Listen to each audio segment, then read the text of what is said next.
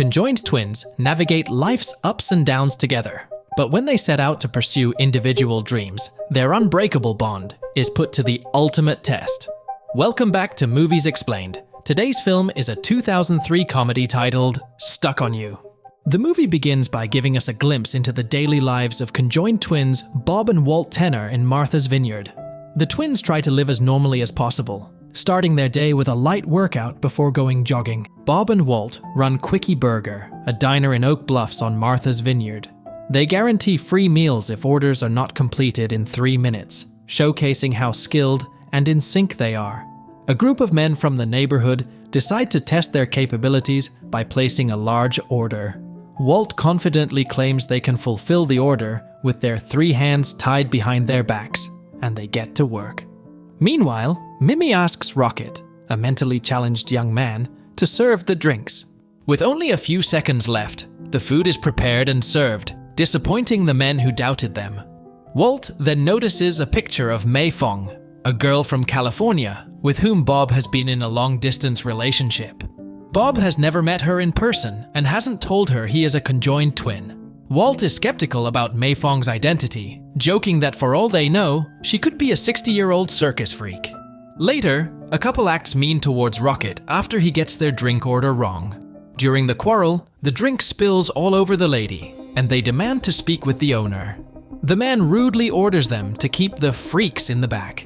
Initially, the twins agree, but then ask Rocket to throw the man out of the diner. Seeing Bob and Walt are conjoined, the man gets defensive, but the group of men scare him away. Later, the twins and the employees from the diner represent Quickie Burger at a figure skating match.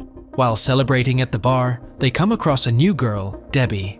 While Walt is comfortable interacting with women and orders another beer, Bob is not very interested. After that, Walt asks Bob to invite Mei Fong to visit in the spring. However, Bob is being super cautious since he doesn't want to mess it up.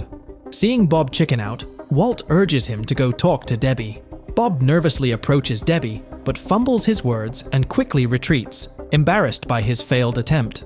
Seconds later, Walt steps in and effortlessly charms Debbie, highlighting the difference in their social skills. That night, Bob sits across the curtain messaging May, while Walt and Debbie get intimate.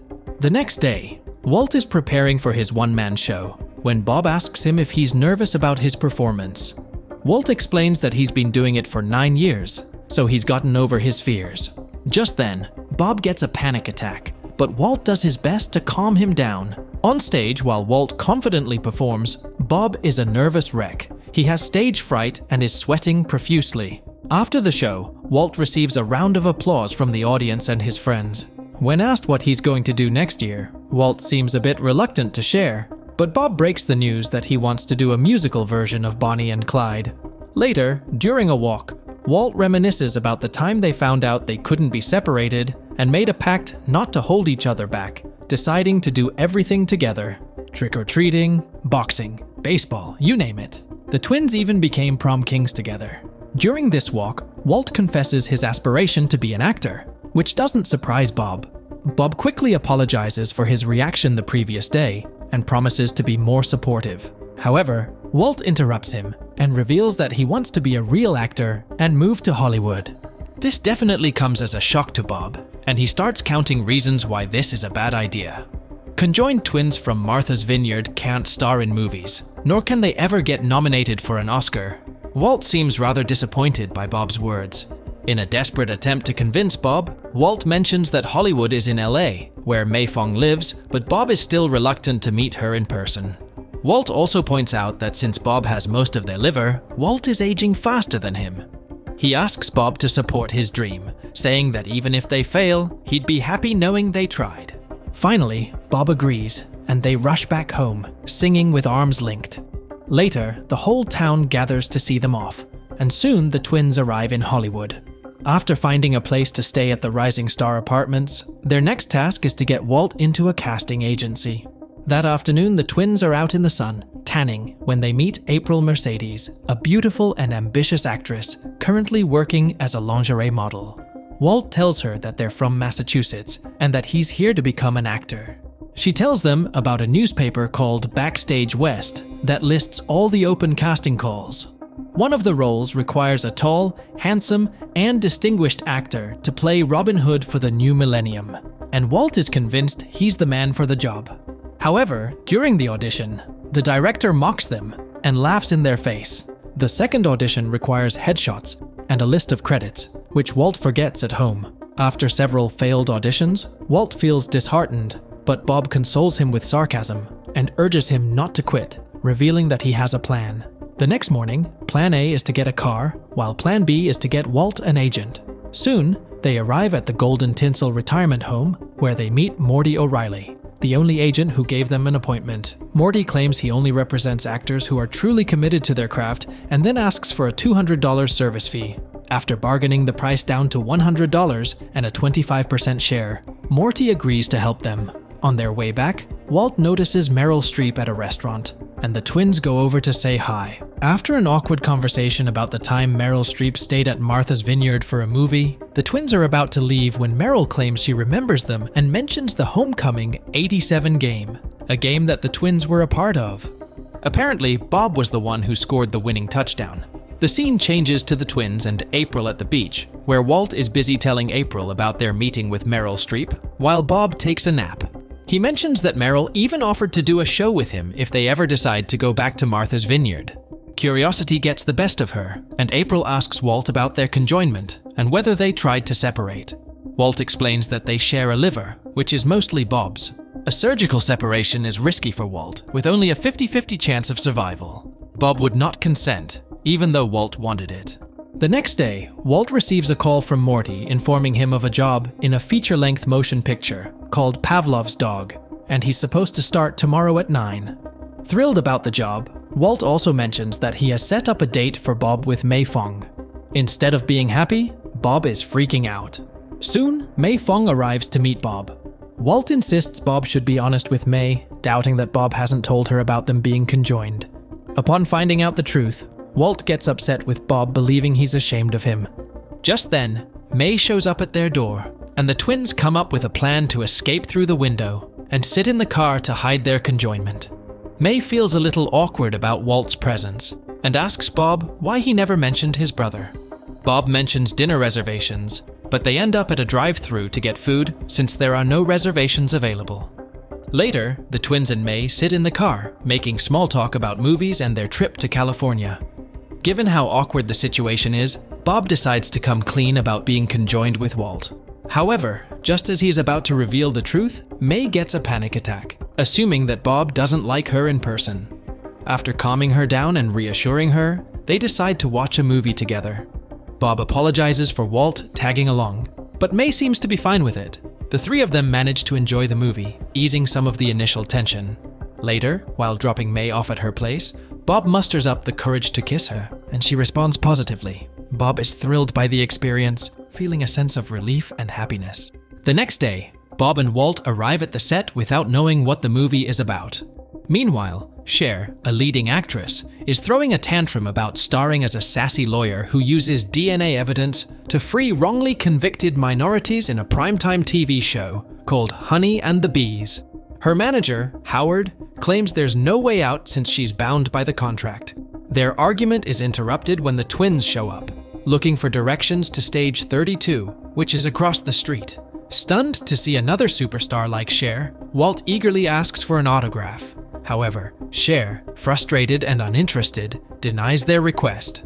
Disappointed, the twins leave. Later, Walt is getting his makeup done when he asks about the script, only to find out it's a pornographic film called Pavlov's Dong. Horrified to see what is happening on the set, the twins quietly flee. Meanwhile, Cher is determined to break her contract to get out of doing the show when she notices the twins. In a desperate attempt to quit the show, Cher uses her right to choose her own co-star and decides to hire Walt, hoping it will get the show cancelled. Howard insists that the directors won't agree, which is exactly what Cher wants. She walks over and apologizes to the twins about her behavior, putting a big smile on both of their faces. That evening, Bob has a second date with Mei. This time, they come up with a new strategy to hide the truth. Bob and April walk into the bar, supporting Walt, who is supposedly injured. They lie about Walt falling off his unicycle and spraining his ankle, and Mei believes it. Bob then breaks the news about why they invited everyone, Walt got a role co-starring in a major network TV series called Honey and the Bees, and both April and May are thrilled. Walt reveals that Cher is playing the role of Honey while he's the Bees. Just then, May's co-worker shows up and starts making fun of them. He has a thing for May too, so he starts picking a fight with Bob. He grabs Bob and insists on taking it outside, but every time he picks up Bob, Walt also stands, making him think Bob's buddy is standing up for him. The bully, thinking Bob is scared to fight alone, eventually walks away.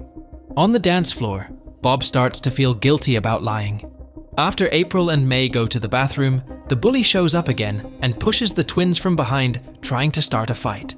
Upon realizing they're conjoined, he starts making fun of them even more, and Walt loses his cool. Bob initially tries to calm him down, but as he continues mocking them, the twins beat the bully to a pulp, along with his friends right there on the dance floor. The next morning, Cher's manager is having a meeting with the producers at the 20th Century Fox studio, informing them about co-starring with Walt. The producers quickly realize Cher's scheme and decide to go forward with the show anyway. Meanwhile, Morty tries to get the twins a fair deal, but only manages to secure them $50 a week and their own dressing room. With a few initial setbacks and complications, shooting for the show begins. Bob, who has many creative and thoughtful ideas, manages to secure the position of the new head writer. Later, Bob meets May, and keeping their conjoined nature a secret becomes more and more challenging, especially as Walt must accompany them everywhere.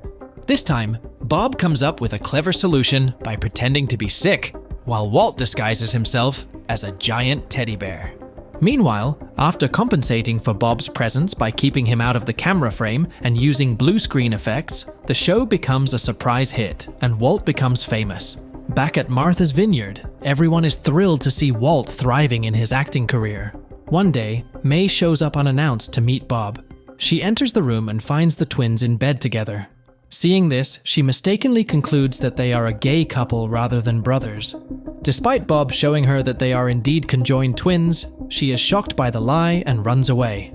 Meanwhile, Morty tells the twins that news has spread about them being conjoined. Instead of hiding it, they embrace it and become big celebrities, making commercials and appearing on The Tonight Show with Jay Leno.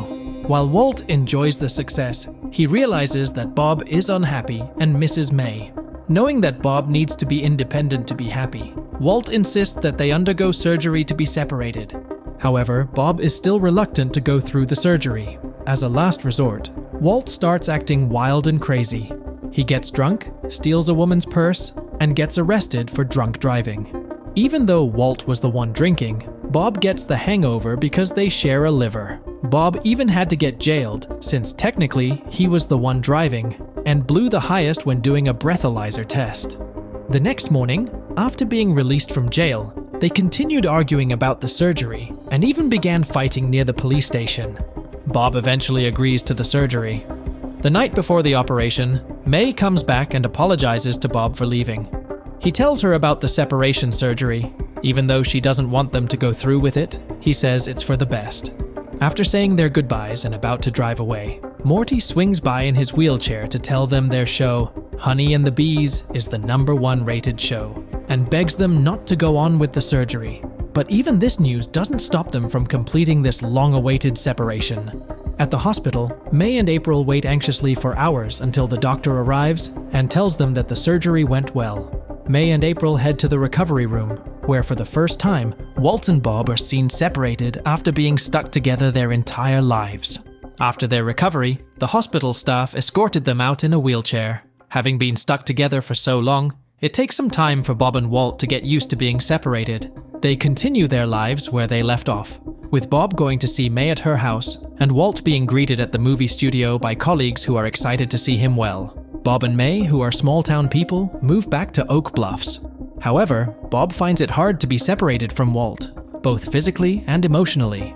He struggles to do things by himself that they used to do together, like keeping up with Quickie Burger's 3-minute challenge or playing hockey. Meanwhile, Walt loses his job when Honey and the Bees gets cancelled due to low ratings and struggles to find more work.